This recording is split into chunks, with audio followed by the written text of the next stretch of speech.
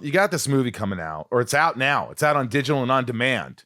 And I saw the trailer for this, and it looked intense as shit. Yeah. And neon lights. Yeah. Now you get to work, or you get to work with Brenna.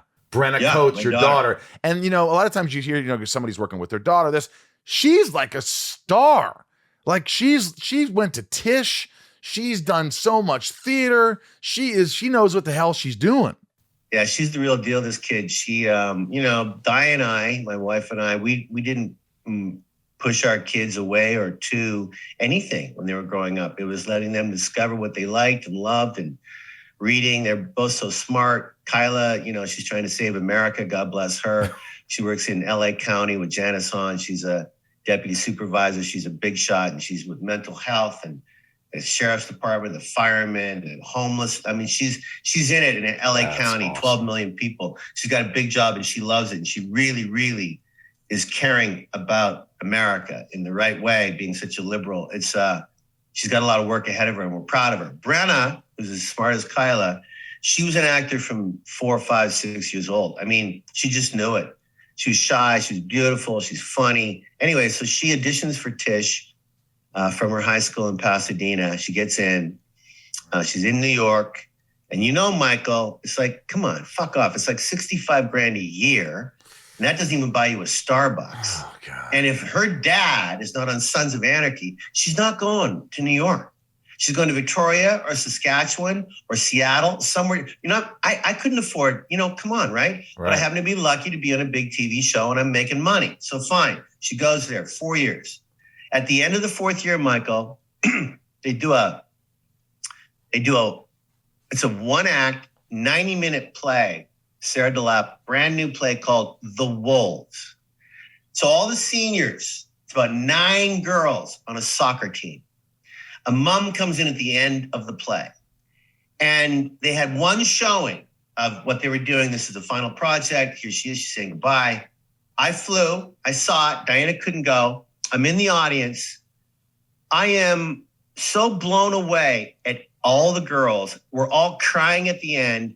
This is a juggernaut play, and they knew it. Cut to 6 months later, they're finally going to do The Wolves in Poughkeepsie.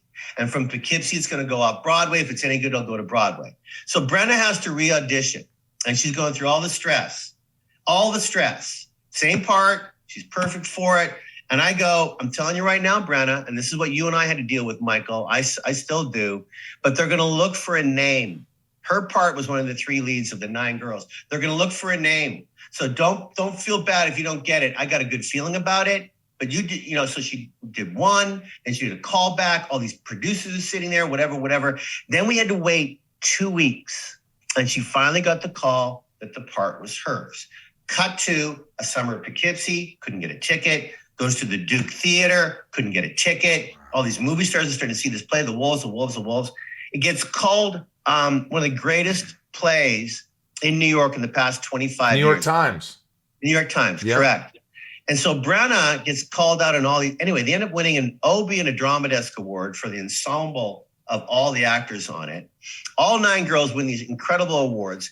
She goes, right to another play in San Diego, another play somewhere else. Then she comes and does a play with Dad. I did Jerusalem by Jez Butterworth. I almost died on stage every night. Mark Rylance is doing it again right now in London. I flew to see him. We had dinner. I saw it twice. Hugs all around. He gave me the baton 4 years ago when I was preparing to play this guy. I took a year to prepare. The accent, went to London 5 times. The whole deal. It's a long story. But Brenna was in that play with Dad. Cut to this movie, Neon Lights.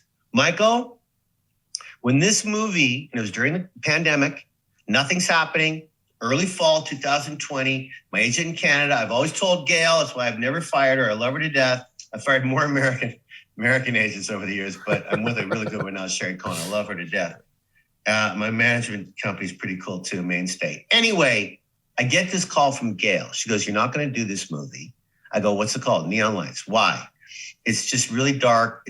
I can't get through it. I said, well, send it to me. So they sent it to me.